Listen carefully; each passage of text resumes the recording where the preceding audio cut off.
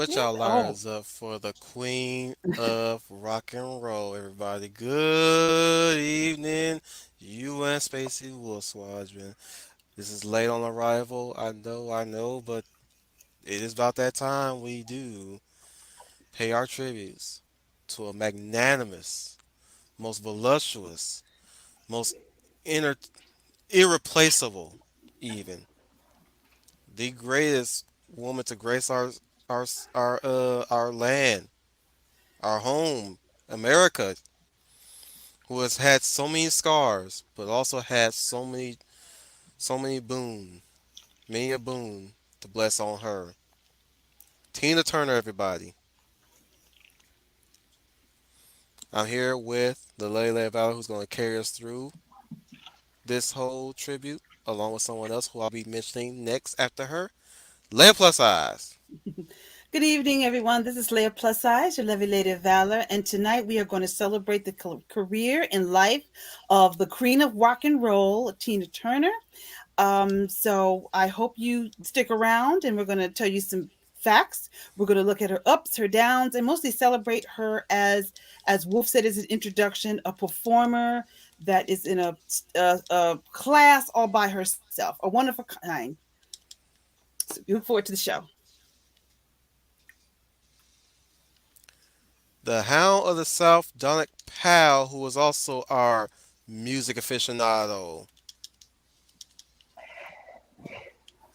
Good evening, everybody, and thank you for joining us as we say a few words about Tina Turner, and yeah, as Lynn said, like the two of us will be spitting out some facts, known or even obscure, like about the now late great musician and actor. Oh yeah, she besides singing and writing her own songs, like she has performed in movies before. Yes, that is true. Introducing our unknowns to this classical lady, starting with the humblest of writers, Humble Marty. Hello. Still need to work on that introduction, but okay. We'll also bring in the Warrior of Light, Final Fantasy Fan 12. Greetings to viewers and fellow Final Fantasy fans. This is Final Fantasy Fan 12, and welcome back to another live stream of the UN Spacey Wolf Squadron. And today we are paying our tributes to the late Queen of Rock and Roll, Tina Turner. You sound saddened. How else can you even find me to even be happy when we're trying to pay tribute to someone who died? Well, we're going to We look at. celebrate them how they live. Sorry, Leia, didn't mean to cut you off there. No, you said it right. I was going to say that you celebrate the life and the music. We will miss her, but we're going to look at fine. We'll miss her. It is sad she's gone, but we're going to talk about her music, which is going to stay last on forever. So, as I said, Leia and Dom, jump in if you like, but Leia, lead us on with this one. Well, we'll start like this. For some of you out there, they're probably much younger than myself, you are probably familiar with Tina Turner through the movie, the rock biopic, one of the best rock biopics ever made. What's Love Got to Do with It? You probably watched it with your mother and or your grandmother or your aunts or your aunts. That movie was based on her autobiography, I Tina, and majority of the film is correct as far as her start with Ike Turner. Ike and Tina Turner Review is how she got started. And all through after she left Ike to begin one of the greatest comebacks in music history and one of the greatest solo acts in music history. So I'll start off with that just to get a picture in your mind. Ike and Tina Turner was one of the hottest acts of the 1960s. Their first big hit was the song Fool in Love. If you saw What's Love Got to Do with It, you saw Angela Bassett, who did a great job portraying Tina Turner, a role she should have won an Oscar for. I was very upset she did not win that because Angela rocked that. That was their first major hit that put Ike and Tina Turner Review on the map. And if you saw the film, you know that Tina and her dancers, the Ikeettes, gave these high powered, high energy, high kick, sexy live shows. Now, back then, this was the 60s, and mostly everybody knows Motown and Diana Ross and the Supremes, Stop in the Name of Love, and they were all dressed up and glamorous. But Tina was an act by herself because she was just this goddess of just sexy fire. She had these short skirts, these high heels. She was sexy and she danced like nobody else. She was an act on her own. Now, according to her quote, when she started to sing, many of her relatives and friends said she sang like a man. Now, this did not bother Tina because Tina felt that good. That puts me in the same category as the fellas, and not in a non-binary way like we see it today. Is she just felt that she had the strength. Mm-hmm. Keep going. Oh wait. Oh, excuse me. Is she going through technical difficulties? Sorry guys, if you guys can't hear Leia, she's going through technical difficulties on her end.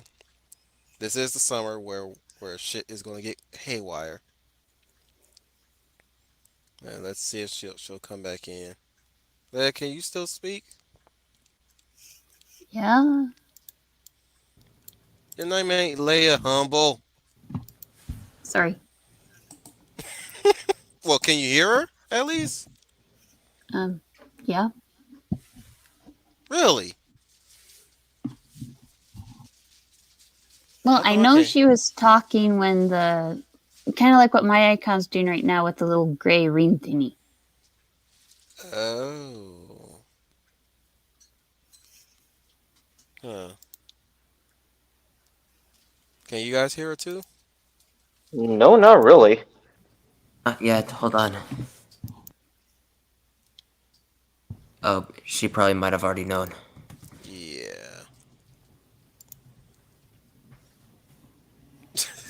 I'm gonna leave that up there. She'll come back. She always come back. And Leo's never heard from again. Jesus Dang. Christ. Man, child, man, wow. So you go ahead and take over, Dom. Oh, yeah. Well, what can I say? Like, yeah, like there. Yeah, before like Tina Turner, like like made her serve as a solo act. Like and Tina Turner like, were the dynamic duo like when they first met each other, Hmm. arguably like they proceeded before Peaches and Herb. So like would you think that it's possible that Peaches and Herb like they were inspired by Ike and Tina in forming their own musical duo? Oh, I'll have to ask Leia's opinion on that one. Okay, can you guys hear me now? We can hear you. Yeah, yeah. Yes. Now we can hear Okay, you. Yes. sorry. Yeah, I said, yeah, internet issues, but looks like I fixed it. Sorry about that, folks. I know I was in my groove, but Dom came in and quickly catered. I've been having some wonky internet issues, but looks like I got everything back on track. Dom, if you want to continue, you can. Well, Look I was like actually you. I was actually mentioning like how Ike and Tina were essentially the precursors to Peaches and Herb, because like they didn't make their debut as a musical duo until 1966. So I could Tina like beat them to it. Yes, you're right. They did. You're absolutely right about that. They were the first to do that before Peaches and Herb, before any of a lot of the duos famous duos that we know of. Like I said, they Yeah, came out. They came out like at a time when everything such was as for example Captain and Motown.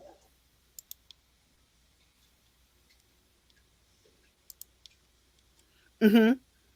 Yeah, because I'm trying to think of famous duos: Peaches and Herb, Captain and Tennille.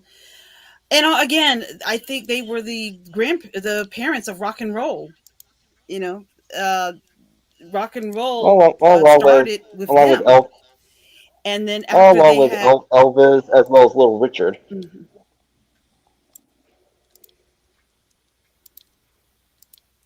Yes, yes. All four of them, But I all think she stood four of up them are because the pioneers mostly of rock also and you had roll. Motown at that time. Right. All of them were in that same category, that same generation. And I want to emphasize that because today, a lot of you out there always hearing people of color never having an opportunity or diversity. But as Don brought out, we just mentioned four acts that were the pioneers of rock music and rock and roll. So anybody Little that's ever Richard telling you died that, silently. that's not Nobody really true. talked about his death, unfortunately. You're right. Well, I'll bet you. Sadly, though, Well, I mean, yeah. Elvis. Well, Elvis. Elvis wasn't really black though. I don't know, but still like him.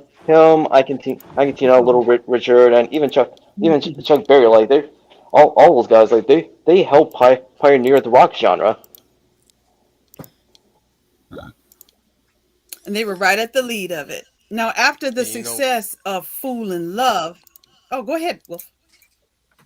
what's really gonna bother me is the more when we bring up Tina Turner, or at least the more they talk about her, they always toss up the whole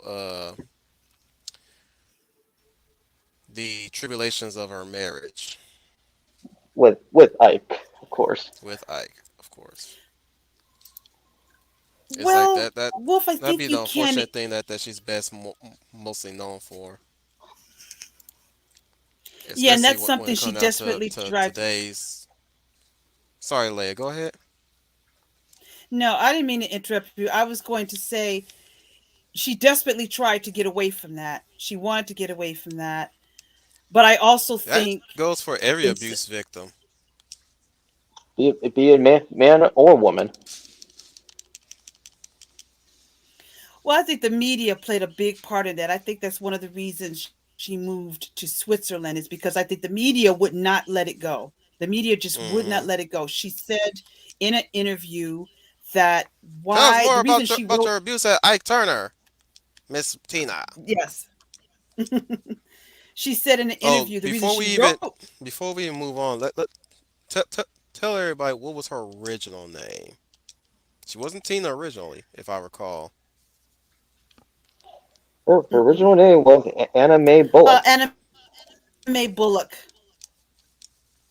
Yep. Eat the cake, anime. Eat the cake, anime. Come on, anime. Eat the cake, anime. And it's funny that's the only thing that people remember What's Love Got to Do with for is freaking Lawrence Fishburne's hilarious performance. It's not bad. It's just he has some memorable lines, Right. some very memorable lines. Freaking Tyler Yes. Perry quote that movie all the time in many of his plays. Well, she said in an interview the reason, first of all, she wrote the book I Tina was she was trying to put the her life with Ike to rest because so many people kept asking her questions about it. She said, "Well, I'm going to write a book. I'm going to put it all out there, and then I'm going to move on." But it did the opposite effect. They kept drilling her and drilling her. Even 20 Hmm. years after the book was written, they just kept hounding her about her life with Ike, and she constantly kept saying, "I want to get away from that. I'm happy. I'm happy with my life." Tina is a good example of someone who could have played victim, but she did not. She Today, didn't even they play play up victim. The how victims, deadly yeah. his yeah. He didn't she didn't even play up how terrible he was that much. It was just you could easily say it was he had a very control of combative behavior. Like from the way I see it, and my only gateway and my only knowledge is the movie What's Love Got to Do with it, and I'm pretty sure that from what you told me that whole thing is partially exaggerated and embellished Mm-hmm. to some degree, even though it's like a as you said per your words that it's one of the greatest Mm-hmm. musical biographies out there. I think so.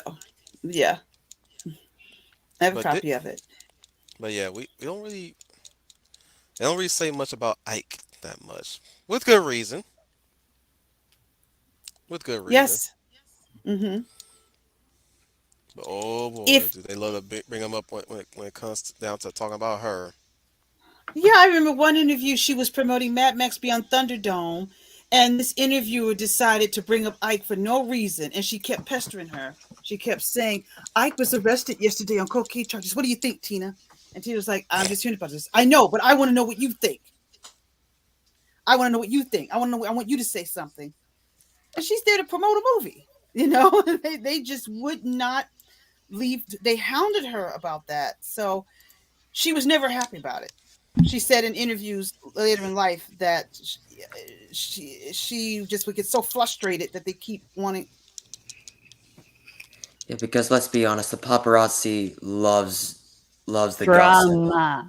Yeah, they love the gossip. They just absolutely love drama. Yeah, they're vampires. Damn Yeah, right you they would are. think. Yes, you would think they would talk about how she overcame it. Instead, they kept bringing it up over and over and over again. They So never I talk didn't. about how abuse victim overcome anything. Oh, you're so Mm-mm. brave. Oh, you're so strong. Yeah, but you're not gonna say, "Oh, I'm so glad you don't have to deal with that no more."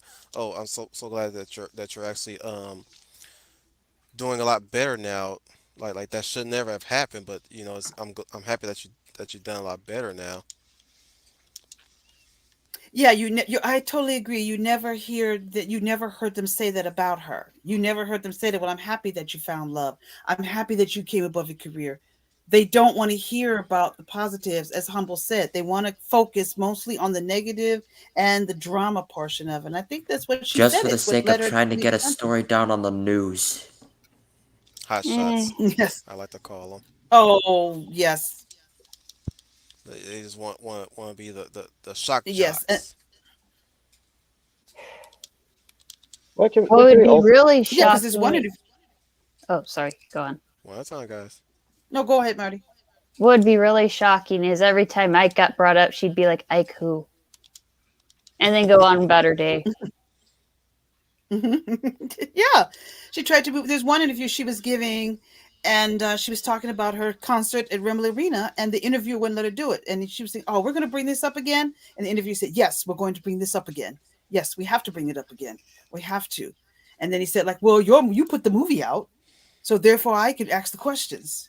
This is she didn't put she put the Foolishness. movie out. Yes, yes, and she was just getting. That's why later in her life she retreated from public view, mostly because later on realized out she had some illnesses. She was battling some illnesses, including cancer. But mostly she said the media Oh, just that's was too not much to story, take on. huh? Hmm? Oh, that's not Yes. worthy, huh? Yes. Yeah, they don't want to talk about that. Is it is it is it something to do with Ike? No, it ain't. It ain't got nothing to do with Ike. Ike didn't give me no damn cancer. In No. other, in other words, like her, fre- her, frequent encounters like with the paparazzi, honestly, like is again like is a precursor to Michael Jackson and what he had to go through with the media. Yes. Yes. And even Oh, believe me, now I think. that's what a lot of celebrities had to go through. Oh yes, definitely. Even now, but particularly with Michael, yes. I can't think off a bat another Tobey Maguire performer. certainly had one of the paparazzi because he was trying to drive and people were just trying to get at the story. It's like, but then he said, "Get out the way! I can't see!" And then he started to drive off in anger because of that because he just really couldn't even stand them. Hmm. Yes. It's same thing with Freddie Mercury and Bohemian Rhapsody. The press kept hounding him about, and that's not made up. They kept hounding him about his sexuality, even though behind the scenes we know what it was. But they kept digging, and they wanted to talk about an album and his music, and they said, "Well, Freddie, we don't never see you with a woman, and you've said some things in these lyrics, and what's going on with that, something that he really didn't want to discuss and doesn't need to discuss, but they kept hounding him about that. Well, that's And of because he's an course, art, because he's an artist first and foremost. Yeah, that's the most important thing is he's an artist and the music is what should be important. The privacy shouldn't the privacy life should not be that significant. But they sort of used him as a poster child for AIDS, of course, because they knew something, but they weren't going to stop until they did kept digging. But he wasn't going to reveal anything until he was ready to.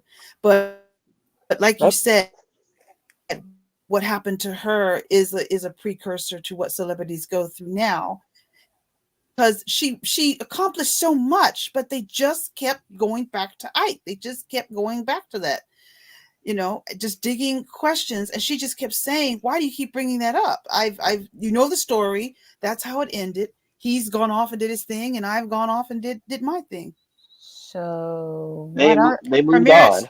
child, yes, Child of Flower. That it's part of it, but it's part of her career. The marriage is part of it because let's face it, she did spend many years as Ike and Tina Turner, and they were successful because after Fool in Love, they made the classic Proud Mary. And if you have not seen her perform that live, you are missing just fireworks. Not to You're just mention missing. like Proud Mary, or like even though it's a cover version of the original by Creedence Clearwater Revival, well, like their rendition of that song like helped elevate it. Yes, I've even heard some people say they prefer their version than the original. They prefer their version rather than the original. And that really propelled them into space. And also, I want to say about the beatings, Tina went on to say a lot of the beatings were not even in the movie. There were much more worser things that happened. And you got to remember, she had to go out there and perform with black eyes and everything. So that's how rough it was for her. She had to go out there and perform with black eyes. The beatings were rough, and I think back then no one really talked about spousal abuse until she spoke up about it. Because back then you're supposed to be quiet and not say anything. And for a long time she did, as you saw in the movie, a long time she did. But eventually she said enough was enough. And as you've seen in the movie, that is true. In the middle of a tour at a hotel, she ran out on Ike and left. And she said that did happen. That was an actual event. They were supposed to do a show in Dallas, and she just couldn't take it anymore. And while he was sleeping, she fled with just a few just coins in her pocket. She fled to a hotel, and just as she on the move, she asked the manager, could he put her up for the night? And she promised she would pay them back, and she did write a check for them.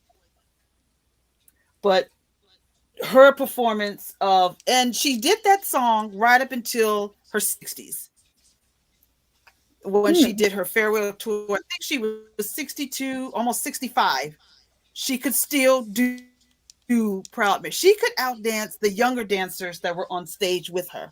I was going to post a video in the chat of her doing Proud Mary at Wembley Arena, but like I said, my internet is sick this evening, so I couldn't do it because I wanted you guys to see for yourself the early years, her young doing Proud Mary to her doing Proud Mary in her 60s. And you want to see somebody, I'm saying seriously, Tina Turner live, seeing her live is the best way to see her as a performer. This woman was a performer. We don't have performers today. There's so many people who suck at being live. This woman was a performer. She put on a show, and she would be up there. She did Proud Mary in her 60s, and she could outdance the dancers that were the younger dancers that were up there with her. It was just fireworks is all I can say. It's just really all I can say that way. And we just don't have those kind of performances now. We got so many lazy performers these days. They Oh, just don't know how to perform. They like the bump and grind mostly, the dance. Yeah. Whereas, whereas, as actually the few musical artists of today who are have talent, and such as like Bruno Mars, I was like he is shown to be a performer. Well, him and countless others. Yet it's shown like that there are exceptions to the rule. Yes, there are some that are good live performers. There are some. I do agree, Dom. You do have some that are. So if I missed any, and if you know any good live performers now out there, chat, you can list them. It's just lately I haven't seen any good ones. Another one that comes to my mind is, I'm gonna say it, Michael Jackson. Michael Jackson was a consummate, true entertainer performer. He was, and there's some others that do good shows. Beyonce Freddie can do Mercury. some good live shows. Yes, I Freddie agree. Mercury, Queen. I mean all the members of the band that like they can perform. Yeah, Janet Jackson was one. Oh And new yes, and new and new edition. Mm-hmm. oh yes. Oh yes, and what I mean by that is I'm talking about performers who can still light up a stage when they're past their prime. Want to Janet I mean, want to Jackson, I mean, Freddie measure heck, up? Mercury. I mean, heck, Def Leppard and AC/DC, like they may be beyond the prime, but they still got it. Y'all want to know the measure of her Yeah. talent? James Brown gave her praise, and he barely even met her.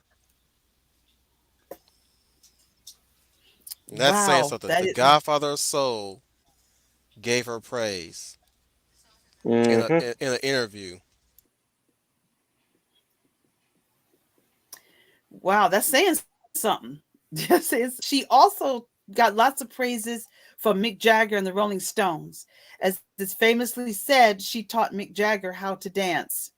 She got lots of praises because Ike and Tina Turner toured with Mick Jagger and the Rolling Stones, and Mick Jagger said he just admired what a great performer she was and what a good dancer she was. And she said famously, and Mick backed her up, that she taught him how to move. She taught him how to move on stage. So a lot of the big rock stars, like you said, really gave her praise and really admired her. So after this point, after go ahead, Dom. No. You finish. Oh no, I was going to say, does anybody have anything else they want to say on her years with Ike? I was going to move to her quest to be a solo performer. But you guys, if there's anything Well, else you want to say about her Ike years. well, Um, besides, besides besides the couple like performing the cover of Revival's "Proud Mary," another famous song from them. Then like before they disbanded was Nutbush City Limits, was made in 1973. Oh yeah, that's a great song. That's a great song. A song that she wrote. Yeah, that is a great song. You're right. I like that one. And it just rocked. She really got up and made you get up and dance. And her voice was Oh yeah, fitted for rock and roll. Yeah. yeah, yeah. I mean, in spite of like what happened like between the two of them like music wise like before their divorce in 1978, and like they're still timeless to this Mhm. day. So, like with Ike, like you can separate the art from the artist. And even like Yes, Ike even was a like good musician. in spite of all the crap like she went through with the guy, like she had she has proven to have an unbreakable will. So to still perform like even when she had a black eye, it shows you how strong of a human being she was. Yes, it does. It's like I agree with Child of Flowers' comment at the bottom. The reason she didn't play victim was because she was an actual victim. She was, but she did not rely on it the way they do now. She wanted to, as we all know, move on, and she wanted to move on from it. She didn't want it to define her. She didn't want to define her as a performer. She Or didn't want that controller. defined. Right, right. But they made some great classic music when they were Ike and Tina Turner. That's why they were so very popular. But she was the star of that review. I mean, I'm not putting down Ike. Ike was a good musician in his own right, but she was what carried that show and that review. Her and her backup dancers. She was the star of the group. She made Ike and Tina Turner what it was. I have to say that she did. She made them what it was. Like I said, when I mean by her prime is she could do those moves even in when she was Ike and Tina Turner, and she continued to do them all the way up until her later years before her retirement from entertaining people. But I think she is what put Ike and Tina Turner Review on the map. I'm not taking away the things that Ike did, but she was the show. She was the show. Mhm. Her and those dancers, guys. If you have not, if you've seen the movie, guys. I know a lot of you probably have not looked at videos of her actually live in concert or live performances on TV shows like American Bandstand. But I mean, those girls could move. Tina could move like nobody else. Nobody could move like her during the time period she was with Ike and Tina Turner. Nobody could. And Angela Bassett recreated those moves very good. And one reason is because during the making of the film, she coached Angela Bassett in everything, from how she moved to how she sang. She was there on set to coach her. But famously enough, she did not. She did not watch the film. She has not seen the movie. She said they asked her why not. She said she could not relive it over again. She could not watch it over again. She helped out, but she could not sit in the theater and watch it over again. It was too painful for her. And I can understand that. I can understand that. I never came down on her on that. I could understand not wanting to go back to that. That would give you horrible nightmares. And she wanted to get away from that. So I could understand it. But she never saw the film in its full length version. She never wanted to see it. Nobody can blame her. Yeah, I can't blame her. I can't blame her for that. And like you said, like you see here, she was a sexy woman. She was sexy. Again, this is a time when everything was Diana Ross and the Supremes. And I'm not putting down Diana Ross and the Supremes, but everything was, my guy and all that she-bop stuff. But as you can see, she was a sexy woman without being raunchy. She was she was just a sexy lady at a time when ladies, particularly Black women, were not allowed to express their sexuality. She could, and that's what set her apart. Because you didn't see this from Diana Ross and the Supremes and Mary Wells or anything but from Motown. Because at that time it was all the girls. Them dresses looking mighty sexy on them ladies now. All they had to do was just stand there, look pretty, and sing. Yeah, Well, but not the way Tina did it though. Not the way Tina yeah, did it though. yep. She was Well, yeah, because sexy, and she because looked pretty, and she can move. That's what you're talking about, Yeah, Leia. and yeah, yeah. in other words, everybody, she flipped the script. Yes, that's She basically offered what I was something saying. more than just stand there, look pretty, and sing. And Right. she one time had a husband to back her up, But let's get into the movie. What's love got to do with it? First and foremost. Okay. I know we bounced All around right. on Yeah. that a little bit, but let's go extensively on that one. And Angela Bassett playing as her. Uh, Question Well, real fast before we get into it: who has seen it? mhm. A long time ago. I'm gonna put it on repeat one time, a few times, Mhm. not necessarily every repeat. Yeah, actually, I remember rewatching that movie years ago. Well, not even though not completely, but even like besides that, like I could tell that movie has aged very well. Well, because like it reminded me of Ray and how the actual Ray Charles was training with Jamie Foxx to play as him.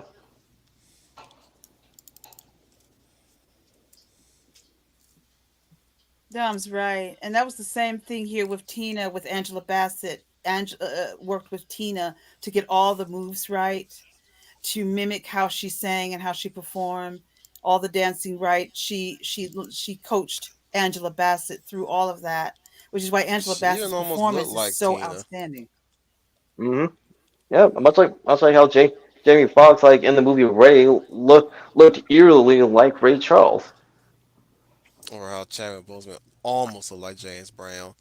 But they did get a good actor to play a really good Little Richard. Hmm. Yeah, I remember that, don't y'all? Yes, that's from the Get get on up, up. get on up, get on up. Yeah.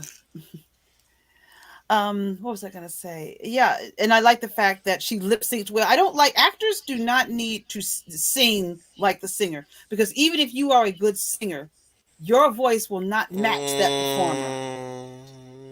Well, Debatable. some are not that. There are some that are not that good. There are some that are not that good. Debatable. Debatable. We'll we can we can discuss this later in a future live stream I in still regards to didn't like music biographies. I still didn't like what's it what was that movie? That Tupac movie? What was All that eyes on movie? me. Yeah, yeah. I'm like, boy, you can't even sing like Tupac. And yet, before before that movie even came out, we had freaking what you call it? We had Straight Outta Compton, and even though you had like side characters like Snoop Dogg and Tupac, they sang. Uh-huh. You even had Ice Cube's son like singing like his dad. Damn right, freaking O'Shea Jackson Jr. But they casted Stanfield, sorry, Lakeith Stanfield as Snoop Dogg. Wait, really? Yes. Wow. Oh man, I didn't even know that was Stanfield as Snoop. Yep. Snoop. Yep. Snoop Dogg. He was Snoop Dogg. I mean, granted, it's funny how they later got a different actor that looked exactly like Snoop Dogg. It sounded like him too. In All Eyes on Me, but like Lakeith actually did a good job. I ain't gonna But lie. I just think the actors should just lip sync. I don't think they should do the singing for themselves. I really think they should just do the lip syncing, because what sells the I don't movie is know. the I mean, music. like Wolf said, Mm, it's debatable. Like Okay. yeah, like there will be cases where the actors and actresses like where either they do sound exactly like the person like they're playing as, or yeah, like they might not sound exactly like the like the musician, but they are at least like doing their best and being and giving an authentic representation of the musicians like years like during their activity as a musical artist.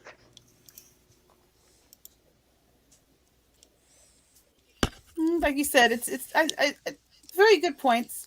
It's debatable. Like you said, we could come back to that. It's debatable on that matter, because I think the freaking. music. I think. As I long as think. they don't fucking auto to the voice, Emma Watson. Why you gotta bring that up now? Why you? Well, it's really Because Why? Emma on a Watson? side note, it's crazy like how Auto-Tune like became a crutch for most of these like musical artists of today. Cats? Anybody? Oh my God! Please don't mention that. No, Like there was no, no! there was Please spare there us was from a that. time CGI like version? like Hmm. yeah the like one with Taylor time Swift. I there just was a remember time it where as the back one with the creepy dancing cockroaches. Let Don speak. Sorry, go on. as I was saying there was a time where Auto-Tune was used sparingly. Key keyword on sparingly. Like it wasn't being overly utilized as it is today. Well, it's used when it's used sparingly. It's used like to correct any errors like in the audio. Exactly. Yes, so as long as it doesn't either auto-tune the voice like Emma Watson in Beauty and the Beast, Oh or yes. having to tire yourself out to even going through horrifying links to even sing, which causes you to sing terribly, like how everyone else did in Les Miserables, the 2012 movie adaptation Yeah, because of the musical. one of the fundamentals of singing is you do not want to push or strain your voice because like it will lead to long term damage. Yes. Agreed. And finally, you Can agree about somebody Emma answer a Watson. question for me? What What? question is it? Who the fuck was that bitch that tried to shoot her but then shot herself in the movie? That was Ike's first wife. Oh damn, that Oh bad, huh? yeah, She eventually, I yes. remember reading up on that. Jesus, And Tina Ike, said you that need to did stop happen. beating on women. What happened? Oh God. Tina I said mean, that actually happened So in that her book. bitch I yeah, was in told their you. house with a gun, ready to shoot her. Yes. well, yeah, man. I was shocked when I was doing my research on on Tina years ago, like after I was introduced to her music back in elementary school. Like, dang, that is And insane. why did she do that? Jealousy. Scorn to lover. Oh wow. Mm-hmm. Yes. I I'm not being May facetious. I'm legit curious. Ike drove her to a nervous breakdown because he probably was beating on her too. You could see she was drunk as a skunk. And she Mm-hmm. told her before she shot her, she said, "You ain't even worth the bullet." You remember the line she gave her when she was going to, and she stopped. She said, "You ain't even worth the bullet." Mm-hmm. And then, and then Mm-hmm. she, told Tina, yeah, And didn't even that's how bad. Yeah. and went off her way to shoot her own self, and she didn't even do a Yeah, good job of what's that either. uh-uh. Yeah. It served as a foreshadowing, as well as the first red flag of how toxic of a human being Ike was as a person.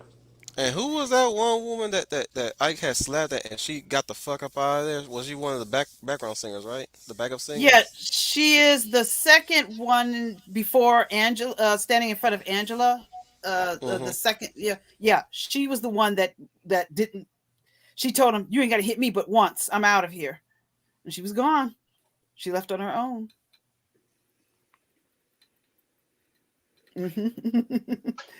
She said, "You don't have to hit me but once." That she left. She wasn't going to try to make it work. She said, "I'm not going. No, this is not worth it. This is not worth it." She left and became a Buddhist. Then Hmm. Tina find her again, or was it some Yes. that was a different person?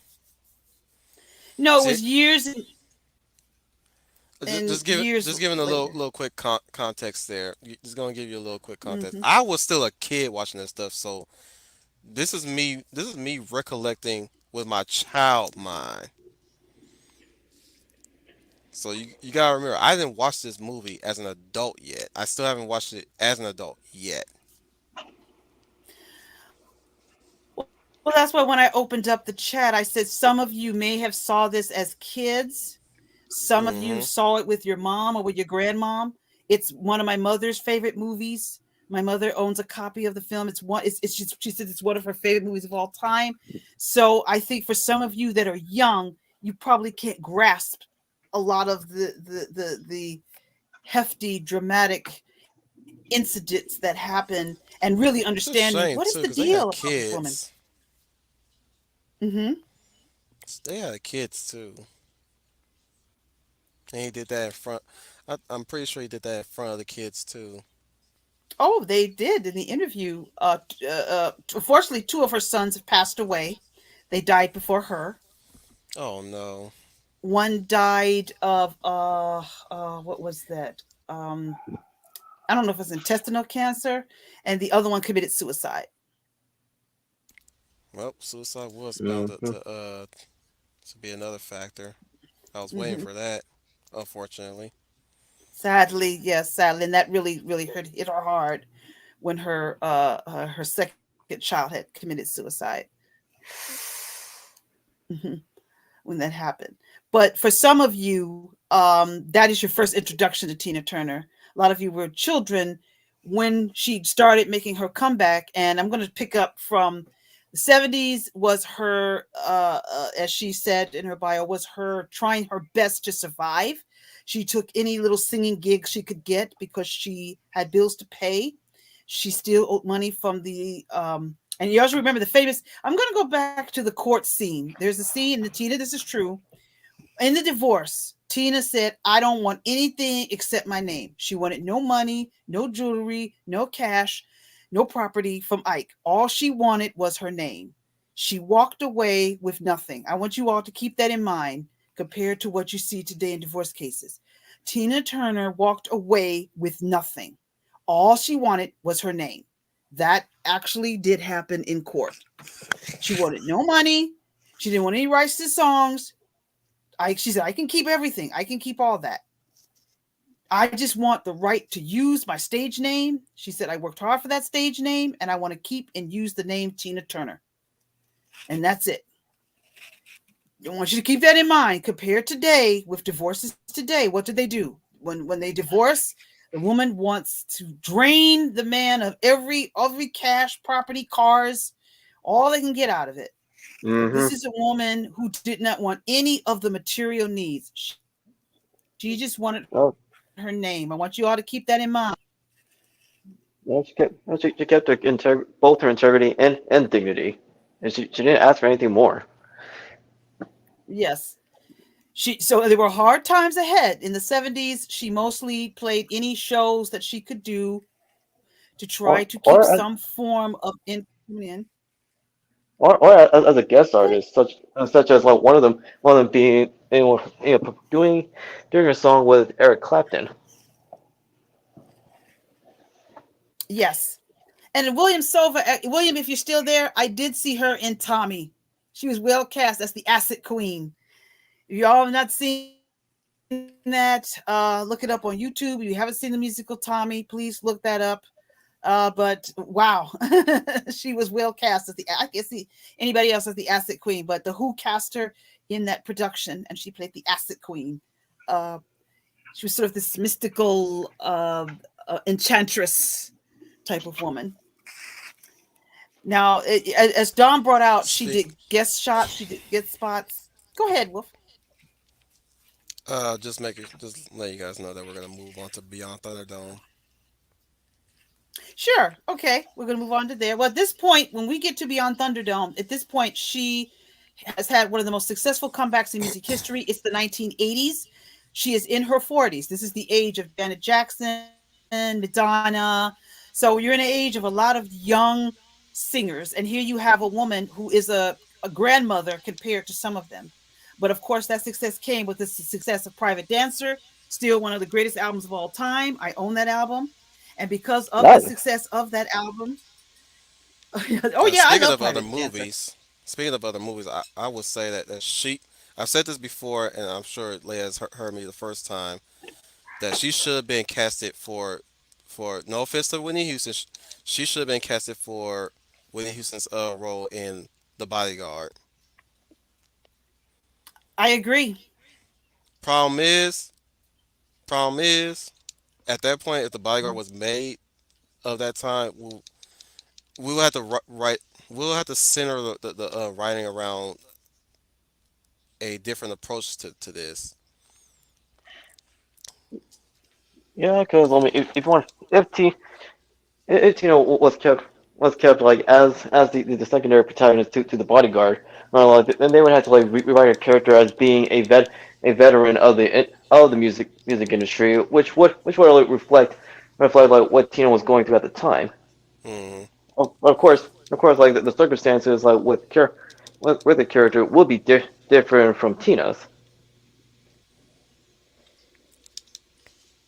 Not to Kevin Costner would not hold a candle next to her.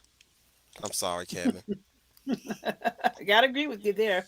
Yeah. And I damn sure don't want to see Kevin Costner banging her behind in that movie. It just wouldn't look right, man. It just wouldn't look right. Just like it never did look right with him banging Whitney Houston at all. You know, it's really funny about The Bodyguard. I didn't care that much for the film. I liked the soundtrack, but I thought the movie that would be the biggest sacrifice to that movie. Is that we'll never get I will always love you. It would be a whole different song if Tina had to write a song for that. Or maybe we'll have to hear it. We'll have to hear "I Always Love You" through Tina, and maybe she probably do a better job than Whitney's. No offense, Whitney. No offense. Tina has done some great covers. Yeah, well, one of the besides Proud Mary from Arrival, well, she also performed a cover of Robert Palmer's "Addicted to Love." And she also did a super cover of Heard It Through the Grapevine. I posted that in MeWe. I'll post it again. Everybody out there on YouTube, please look up Tina Turner performs Heard It Through the Grapevine. It will blow you out your seat. I wish I could describe to you, boy, that was one of the greatest performances. And I know I'm picking on her age, but I'm just telling you the vitality and strength and power, because this was performed during her farewell tour. So she's in her mid 60s, and her performance of Heard It Through the Grapevine is one of the single best live performance I have ever seen a woman do. You have I got to see heard this. it through the grapevine. Oh, she don't do it like that. She put the Tina touch on it. She Hmm. puts the Tina touch on it, and you will get up in your seat and start shaking it when you see her perform this. You please look that up. I Well, mean, that just had me dancing in my seat the way she rocked that. Coming I, down I, in that. Go ahead, After you're Don. done, I would listening to that. Also like find the time and place to listen to her rendition of Robert Palmer's "Addicted to Love," because she not only like met people's expectations and stuff when they heard her covering that song, but she actually succeeded people's expectations when she did it. I agree with you 100%. I had no problems with her doing her version of "Addicted to Love" because she because it's just like you described it, Dom. She put her own touch on it and it worked. I totally agree with you with that. Now, what we have before you Yeah. is her auntie entity from Thunderdome. Oh, go ahead, Dom. I don't Well, want to jump ahead. I was going to say like it was. In hindsight, like it is a missed opportunity, like for both Tina and Robert performing "Addicted to Love" like during a concert before he died. Yeah, yeah, that's another a rock star that tragically died too But you soon. know who I 50 would is when he died. you know who I cast it as a bodyguard for the bodyguard if I had to cast Tina Turner in it? Y'all want to know? Who? I'm curious. But It would have been Kev, Kevin Conroy Oh, That's an either interesting him choice. or Tommy Lee Jones or Pierce Brosnan. Yeah, yeah. Both those are bad choices.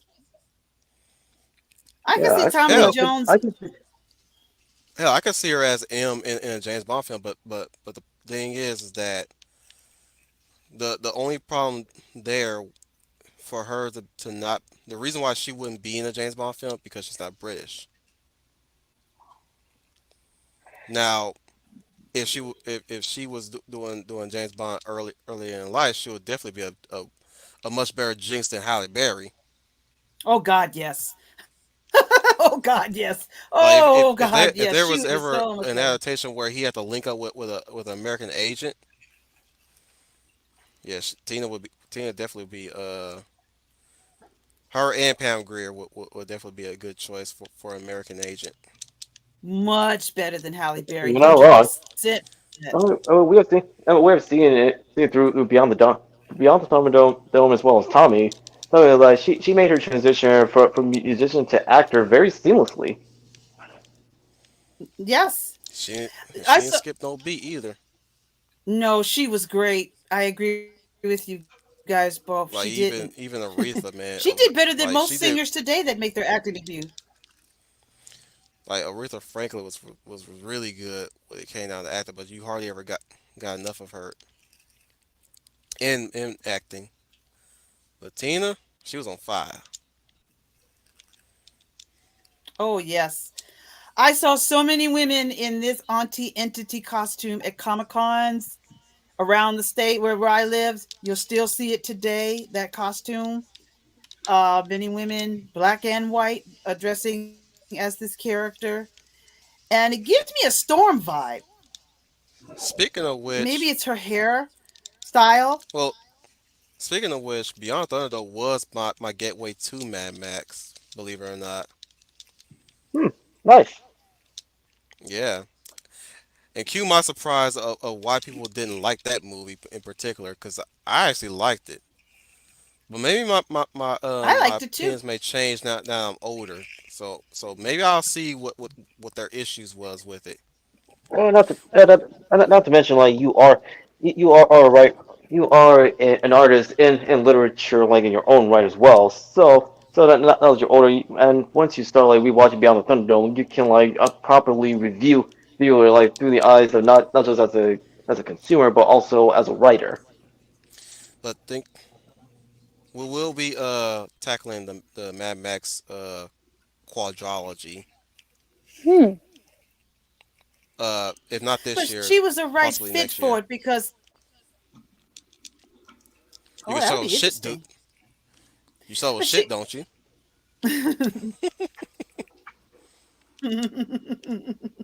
she was a right fit for the Mad Max world because the Mad Max world has sort of a rock and roll feel to it. So I think she was the perfect fit to play that character. And she was a dark character in her own way, but they said yeah, for some people this was their first introduction to her. My mother loved the film. My mother was a big Tina Turner fan, so that's why I went to see a lot of this stuff with her because my mother was a huge fan. But I think it fit her because Mad Max does have this rock and roll feel to its films. So if you're going to put a rock star female in there, I can't think of anybody else but her. And I'm going to say this again for all the haters out there. Don't give me this garbage about black women in fantasy or sci-fi because here it is right in front of you. So case closed on that. Nobody made an issue and the character was original. I'm going to repeat this. The character was original. And she So I didn't don't have to want to be buy into this Australian either. garbage. Mm-mm. She Mm-mm. did not have to be Australian. uh-uh. Best part is Nope. no check boxes. Hmm. Damn straight, humble. It was, dur- Yes, humble. it was during a time like where people were hired either in performance arts or in visuals like based on their character and merit, not by the superficial traits. Oh, somebody wants to help me Agreed, tonight over here, Dom. my And also friend. at this time, That's excellent. and also Dom, you're absolutely correct, and that's what they did back then. But also, this is a time when MTV was extremely popular, so a lot of Who says directors were they looking didn't, at. Neil Star?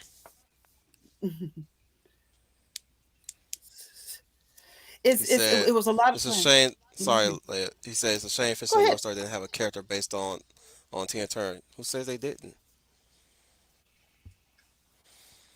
I'm sure there's one character out there in Fist of the North Star looks just like Tina Turner, or at least looks close. And I bet you he male too.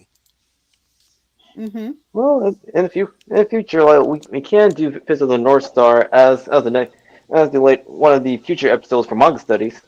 Hell to the no. You know how much of a Bible that damn manga is? You got that. You got the anime, which is damn near 50 episodes. Then you got new Fist of the North Star. Then you got Fist of the Blue Sky, which I haven't finished yet. Like, bruh, you overachieving having ass. Are you chi- are you chicken from accepting a challenge? Omayama Mushinderu. Oh I come am on, guys! so You glad cannot I've forget never who had does not. anime in my childhood. Nah, you look like the type to have it. My question Final. is, why haven't you had it? You're the ripe age of having it. Because I've grown up with superhero films since childhood. So I have was a massive I. I was a massive Spider-Man fan since I was a kid. I was a massive Superman fan since I was a kid. Well, well, I've been And I've been a I fan didn't fan find of anime. one. Anime found me. You're not alone. Final. I Leia gets a I pass. She's an adult. We're children. Oh, Speak of yourself. well, he got you there. Is he wrong? not wrong. I But come mean, on, guys.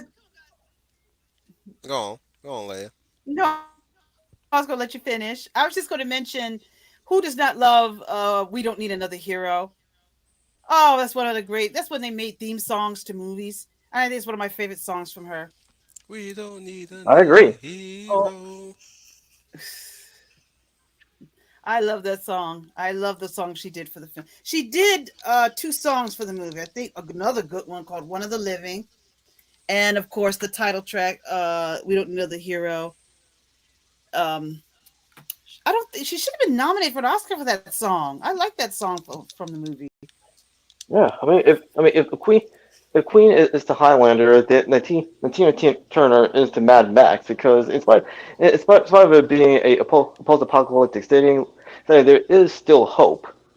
Hmm. I just wish Mad Max stayed with the kids in that little group, that little enclave. I was mad when he What when do he you left mean? them. You wanted? I want him to stay with the kids. You know, that lady girl and dude with them kids. Mm-hmm. I think that's the one thing that kind of bugged me about that movie when I was a kid was those those group kind of they kind of slowed down the movie a bit. The It's like, children? yeah, the children. It's like some like he. I'm just saying like he barely even know who these people is, and suddenly he's now supposed to carry them through to a promised land or something like that. You know, you got the old girl with a new baby in way and already a baby suckling her titty. You know, Oh, Wolf, you put that so eloquently. I'm just saying what I saw as a kid. I'm only narrating what I Oh, saw. okay. Am I lying? She got two No, you're babies. not. They got on the plane, got their new home, and she's with another child along with her newborn child. She fertile. I'm saying she just fertile. I don't know the logistics. I really don't know the logistics of how that happened because she got one baby on her teat, and you got another baby in her belly. I was like, dang girl, you that fertile? You couldn't wait? Keep, keep in mind, this is fiction. I don't care. Oh, Biology is Wolf. biology. Damn it. Good grief. I'm just saying the bitch had a pot belly with a newborn baby in her hand. I'm still trying to figure the logic. Like, bitch, you couldn't wait any longer. Oh my God. You just had one in a world where there's no medical fields. You might want to Wolf, hold do you off on ever that. over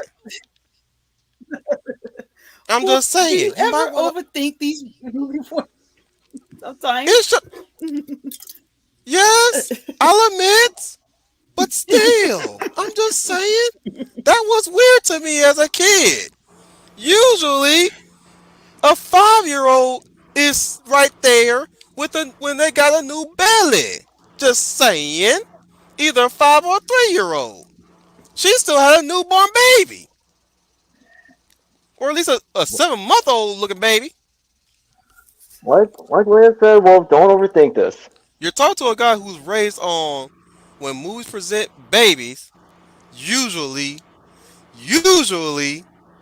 when the mama have a pop belly, she already have a kid, a 5-year-old kid.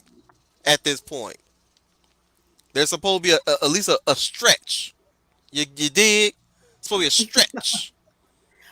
Then I'm sorry, again, I me didn't and my think. brother were 2 years apart Yes, when I'm when my sorry mom had when I. us. But that's the gist of it. That was 2 years. It looked like she had the baby like what a couple of months ago, and now she got another one growing in 5 months. What the hell? Is you that fertile, bitch? It's an apocalyptic time. Maybe She got we're her fertile man got and super sperm or something. oh my goodness. Or something. They must be I mutants I or never wouldn't even think these, that these, potent Wolf's these people. speech pattern would be like that one guy in Doctor Strangelove. Sir, we must not allow a mind sharp gap. I'm just saying the motherfuckers are that damn potent Most of them kids are born and they got babies too. I'm just saying that was the weirdest. Aside from all the other weird shit that I deal with that damn movie, that was the weirdest thing right there. It's like damn it, how the hell you got a newborn on your teeth? Yeah, that's right. Well, he backing me up. He backing me up. Wait. There we go. He backing me up. Husband must be frizzy. Hell yeah, he in a hurry to make a big old clutch of babies, a big old clutch of babes. Starting a Any, legacy. anyways, let's get into favorite music, favorite songs. If you guys are any familiar of song, the only one I know of is "What's Love" and mostly what's it called? "Do Me Right," It better be good to me. "Better Be Good to Me." I haven't Uh, listened to a lot of Tina Turner, so these are all new to me. Yeah, oh, same you here. poor Because thing. I think my mom, I'm only familiar with her because of my mom. Oh, you poor Right. things. For those of you Y'all who are babes. young, yes, for you younglings, I think you're She not called you familiar younglings. with I her called y'all music. babes. Well, there you. Younglings? Younglings. I meant it as a joke. I meant it as a joke. But Oh, we So yeah, watch Wolf that. you. went That's from not. Hmm? Wolf went from Doctor, that one guy from Doctor Strangelove to now Yoda. Like, okay, found someone you have. I would say. Hmm. How embarrassing. How Well, embarrassing. young adults, young people, younger people, whatever you want to call it. I'm trying to express that those in their early 20s or 30s will not be familiar with her music. You weren't around at the height of her popularity. Her comeback, before we get into our favorite songs, she had one of the greatest comebacks in music history because when Private Hmm. Dancer was released, she was in her 40s at a time when most singers began to slow down. She picked up. So Hmm. that was so amazing about her career. That was in the 80s. And that's a time period when a woman in her 40s as a singer doesn't get the record contracts and deals the way they used to. But that's what made her comeback the greatest, probably the greatest comeback ever, because she never gave up. She never gave up. She still believed I've got more music to do. She was in her early 40s playing this role right here. So it, it, it's even if you don't know her music, the message she gives is you never give up on your dreams. It's never too late to fulfill your dreams, because her comeback came when she was in her 40s. She won many Grammys, I think 5 Grammys. What's Love Got to Do with It is her most famous song because of the film, and it was the song that started her comeback. It made her comeback happen, because back then we didn't care about the age of the performer. We just wanted good music. You So you simply the had best. that's one of my favorite songs from her. Hmm. I guess My if, favorite if songs from if there's her. ever any songs that I'm listening to her, it's automatically a personal favorite. Oh my god, I But think Proud the Mary Mad will always Max, the be theme to this film. with her and Ike. It would be definitely Proud Mary. Agreed. Agreed. You can't have a song list without Proud Mary. Hmm. I Although, definitely agree with that. well, technically, Tina is like first like debut album as a solo artist, or was Tina Turns the Country On while she was still she and Ike were still a musical duo. Oh, and Don, we forgot about River Deep Mountain High. Do you remember that one? Yeah. Okay. Do you want to talk more about Hoggy, do you want to talk more about her road to her solo success, or a solo before we got to Private Dancer, the one that I think made her comeback happen? Sure. So, no, as mentioned earlier, like Tina's first album as a solo artist is called Tina Turns the Country On, which was released on September 1974, and this was during a time when she was still a member of the Ike and Tina Turner Review, and it was an attempt like buy of course her aforementioned husband to expose her to a wider audience. So before so while in this album it still has rock, but it's more of the softer variety along with folk and country. All right, so I remember when listening to this, it was quite a departure from the usual sound that people are familiar with Tina. But out of all of them, I'll say like three of them, well, three favorites of mine are Bayou Song, Help Me Make It Through the Night, and I'm Moving On.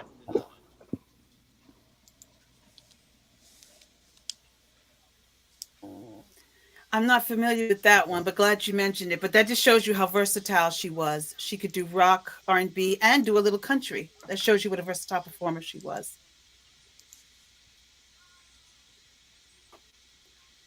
And then we get and then after that, then it's when we get to Private Dancer, which was her comeback album in the 80s. And I still have that album. She recorded the album, I think, Dom, if I'm right, she recorded it in 9 days or in a week. It's around that range.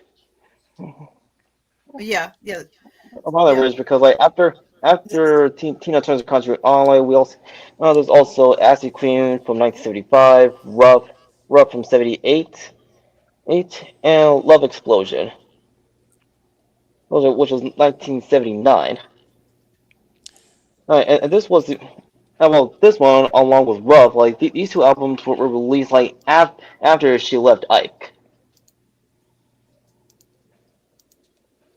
Okay, I'm not familiar with those albums, but thank you for mentioning it. Because, like I said, I was a child. My mother probably has those records because my mother's a huge Tina Turner fan, but I don't remember those. Many women are. Mostly, What? yeah, mostly I remember the Private Dancer album. And even though Love Explosion like has its singles from Love Explosion to Music Keeps Me Dancing and Backstabbers, like it failed to chart, and this would be for a while her last album until she came back in 1984 with Private Dancer. So, just a quick aside. Anybody aware that there's now an Isley Brothers biography out now? No, I wasn't aware Nope. of that. Yeah, Oh it was no! on it was on some it's on some stream site. I think Prime or Max somewhere or some streaming site that I'm not familiar with. But that came out recently. Oh wow! I didn't know that. Although I although think it's now the guy who played Young Pops from Luke Cage that's playing Ronald Isley though. I'm not sure though. He huh. looks like him. It looks like he's him, but I can't say for sure. But that was a quick aside I wanted to bring up since we were talking about musical biographies. That's the thing about music biographies. They're hit and miss, especially when it comes to historical accuracy. What's your take on Rocket Man then? Rocket Man seemed to be like it's like it was set up to be a biographical, but at the same time a musical. The way how the trailers showed it. I did not like it. It's my least You favorite, and didn't? it's really sad because I did not, and I'm disappointed. It disappointed me because I like the music of Elton John, but I thought it was disappointing. I wanted to like it, but I felt it was disappointing. I just think, it just tried too hard to be When I unique, s- and it just one of the things that makes these biography works is you got to show the music and what makes that artist who they are, not just personally but professionally. And I just think the movie just didn't hit its mark. for me, I was like, all is forgiven. Kingsman 2. Now I know why Elton was in that movie Yes. because Taron Egerton was playing you in Rocket Man. So all I'm willing to forgive what you did. Still have to see the King's Man though. Still need to see that one. It's a good movie. So But I as for Rocket Man, I mean, it's not bad. It's not bad. However, like you, it kind of ran into the same problem with Bohemian Rhapsody because with that movie, like it didn't really feel like a biography of Queen, and Mm-hmm. not to mention like it got some major facts about Queen wrong. Mm-hmm. Yes, yes. Nick Hodges review of that on his what you call it, On history history buffs. buffs, yeah. Yeah, which I need to get back into watching because he's recently put out some content, and I've been kind of hesitant to watch his content for a while. But I should be going there with a clear, open mind and not be so quick to judge. Why you think you sold out? That has yet to be discovered. That has yet to be discovered for now. But he's focusing on. I think what's really kind of pushing me away. He's mostly focused on industrial, to say the least. Is that what would you say that? Like he's I don't know. They've been a It's part not. of they've been a part of history, so why not? Yeah, why not? But it's just not my cup of tea. Especially if I don't have, especially when I don't really have that much intent on watching stuff like that. Maybe except for Goodfellas. You die, motherfucker. Wolf's playing Warhammer, Leia. Don't you mean Warframe. Warframe? Yes. Or Warframe. Sorry, not Warhammer. Why do I get the two mixed up? Because they both got war in them.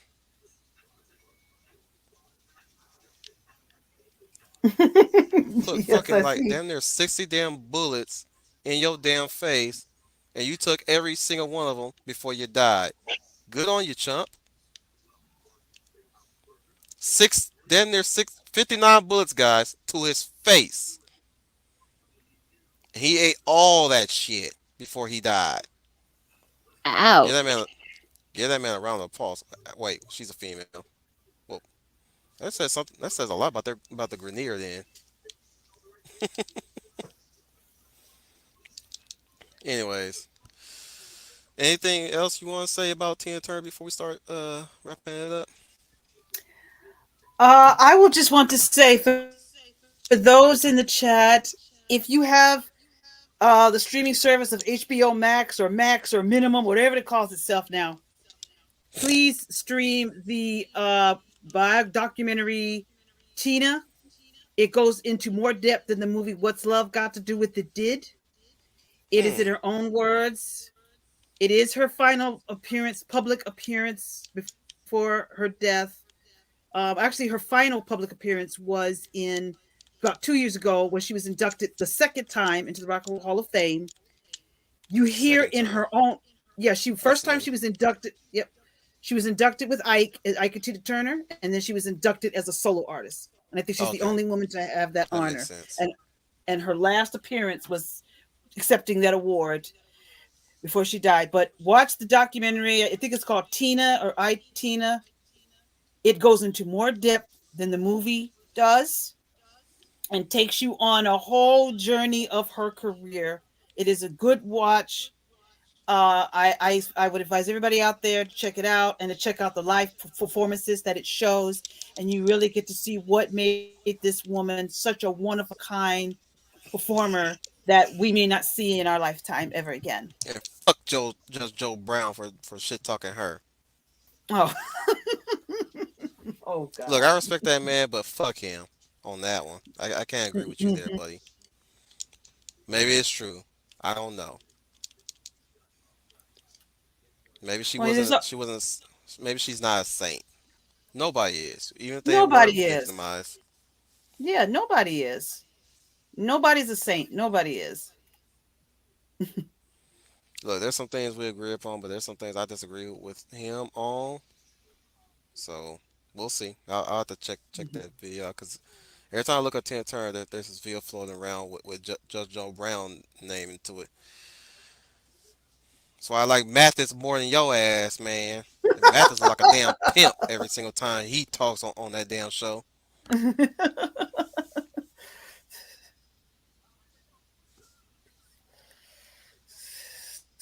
The fuck is this? Well, are you being weird again? Who? No, Eric. No. William is actually referencing another musician, Eric Clapton. Hmm, gotcha. Anyways, like to thank everybody for being here. Like thank all, all those 4 or 5 of you and those nine just some motherfuckers that keep popping in and out. Thank you so much, Leia, for taking us on this journey, along with Dom as well, for going through motion to motion. Anyone remember Jim Brown? We all remember Jim Brown, man. Don't worry. But no, thank you both for taking us on this journey. And Jesus, man, I know a lot more than I should have known about this woman. This magnificent, beautiful, powerful woman. Okay, from stardom to rock bottom, back to stardom on her own terms. Okay, like to thank Humble for being with us, the humblest of writers, Humble Marty. I am happy to be here. Did you feel like you learned something tonight? I feel like I learned a lot because I don't know a lot about Tina Turner myself. That's good. I just want to make sure your time you don't feel like your time was wasted being here. How about the Warrior of Light Final Fantasy Fan 12? And that about does it for this video. Thank you guys so much for watching. If you like what you saw, click like and subscribe and share with your family and friends. And make sure you ring that notification bell. That way you guys get notified of our latest videos. Go subscribe to Ultimate Media if you haven't already. Go subscribe to me if you haven't already. May Tina Turner rest in peace. But all is not lost for hope. Because tomorrow on my channel will be episode 7 of Comic Studies, as we will be covering Superman for all seasons. Once Damn again, right. thank you guys so much for watching. This is Final Fantasy Fan 12 signing off. And remember, may the light forever shine upon us. And once again, may Tina Turner rest in peace. That brings a tear to my eyes. The Lele Valor who has once again brought us this deep lore, this deep story of this amazing woman. Leia plus size. Good evening, everyone. This is Leah Plus Size, your lovely lady of valor. And thank you for those of you who came to have this discussion and celebration of the life and legacy and legend that is Tina Turner. I hope that for those of you who are not familiar with her music, I've sparked your interest. Again, if you want to know more about her, if you have access to HBO Max or you got a VPN, an internet, you can look at the documentary I, Tina. It goes into more details and it's in her words. So if you get more of her story from her journey through the trauma that she went through and through her career, and I hope you get a chance to check out her music. And again, if you have any topics you want us to discuss, if there's any other actors or performers, or maybe some that have passed away you felt have not gotten their due, please leave it in the comments below. I'm sure Wolf will appreciate it. And until then, you all have a very good weekend.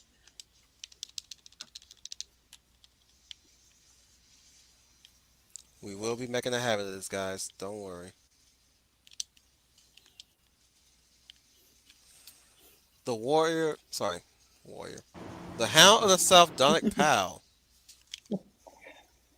Well, thank you, everyone, for joining us as we go over the life and times of Tina Turner and go and talk about what songs or even like movies that we like her in. If there are any other musicians or bands you'd like us to discuss like in the future, it doesn't always have to be a tribute for when they died. So make sure you put them down in the comment section down below, and hope you all have a good rest of your night as well as your Die, upcoming weekend. motherfucker! Die, motherfucker! As I was saying, Wolf, this is the why Hound did of you South do Town. that? As I was saying, that this This is the Hound of South, Dominic Powell signing off, and remember to keep up the good fight and keeping hope, idealism, and optimism alive in the world. This motherfucker run off. And Anyways, remember, like Tina. Spinning Wheel Commander, just to let you guys know that the schedule is set. We are underway for Last Exile on July 25th. We have Anime Spotlight Habane Renmei in November 7th. We are discussing the Back to the Future trilogy in August. And of course, don't forget the final conclusion, the end game of Volume 6, Akira. And it's been a long time coming, and I know Final's been finally saying finally. You think? Oh, oh shush, you know you like this.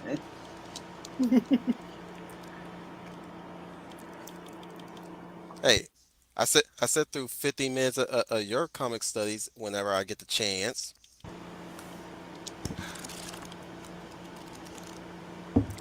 Okay, let me not guilt trip.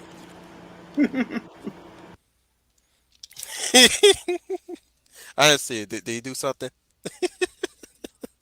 I didn't see it. You have the picture up, so if he did something, I didn't see it. I didn't have my camera on. Okay. Anyways, we got that going on. Pretty soon we'll be doing the anime spotlight to Robot Carnival. I hope y'all watched it. We did. You did. I don't know about these other three. No, because I still need to get back to watching Visions of Escaflowne. Because I'm still focused on Red and Light and Darkness. Okay. Good to know. Between working also 8 hours and a renovation project, I just have not had time. Oh, I'll sit down and watch Robot Carnival after I'm done with finals.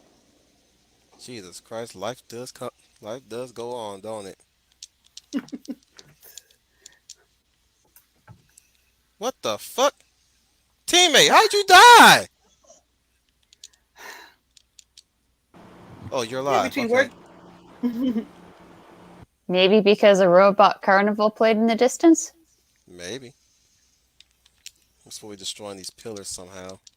Anyways, Spinning Wheel Commander to remind you guys once again, you are the UN Spacey. Welcome to the Wolf Fleet.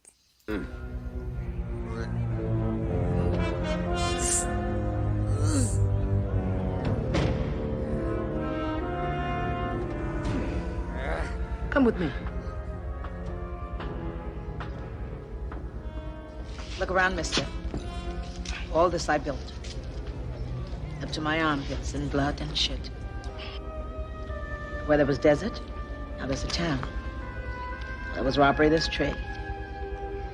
Where there was despair, now there's hope. Civilization. I'll do anything to protect it.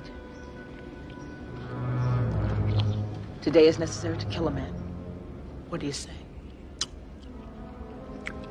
What do you pay? I'll re-equip you.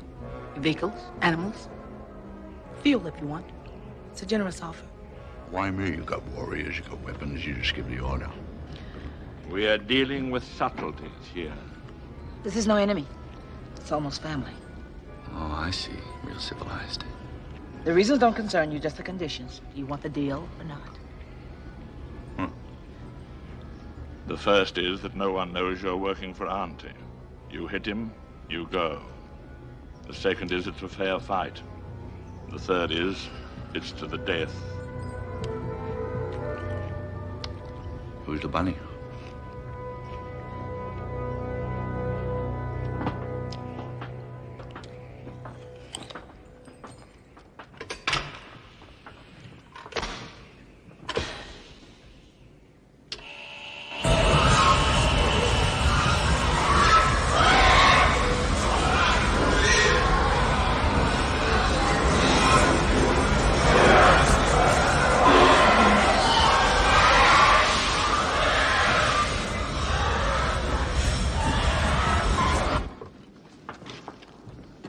Call it Underworld. It's where Buttertown gets its energy. What, oil, natural gas? Pigs. You mean pigs like those? That's right. Bullshit. Pig shit. What? Pig shit. The lights